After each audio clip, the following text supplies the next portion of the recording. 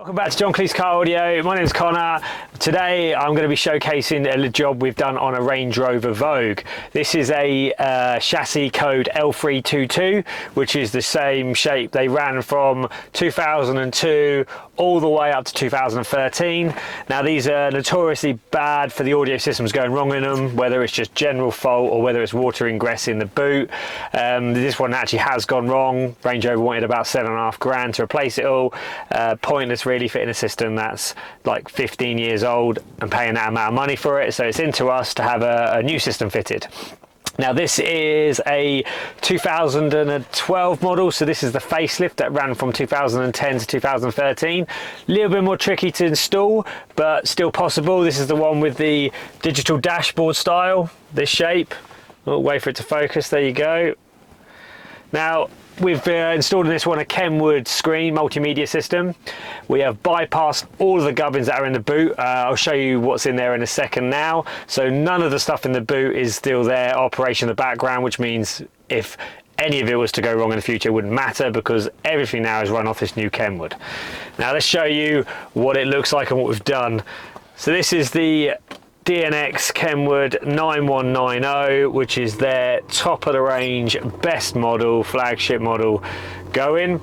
It's got a HD 720p screen, it's got full Garmin European Navigation built in, it's got wireless Apple CarPlay, it's got wireless Android Auto, it's got DAB, which is picked up from that aerial there because this car never had DAB to begin with.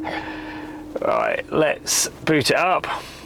Now this is the home screen we're on at the moment, so we can push the home button and see what options we've got to use. So you've got like wireless and mirroring from an Android, we've got FM radio, we've got Bluetooth connectivity for music streaming, we've got Spotify control, HDMI in as well, which can be seen there. That means you could add things like an Amazon Fire Stick, Apple TV device, or whatever you want through the HDMI in. CarPlay is connected through this button here. It's also still got, push that eject button there and we can open it, and it's still got a CD and DVD slot as well.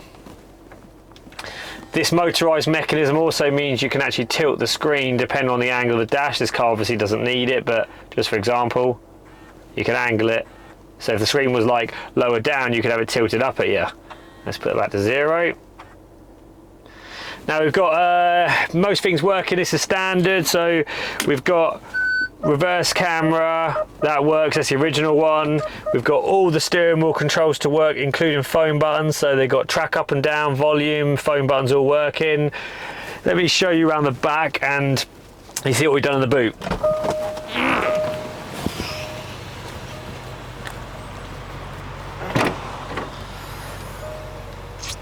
Right, so behind this panel is normally all the old modules.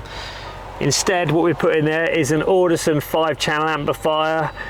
Reason being is because we want all the speakers to work again, and the factory amp had a problem with it. So this 5-channel runs the front speakers, the rear speakers, these speakers all the way in the back as well. And it also runs the factory subwoofer. Now this system sounds a lot better than it did running off the Range Rover amplifier. The Harman Kardon speakers definitely lend themselves to better amplification. So they've got an improvement in sound quality as well.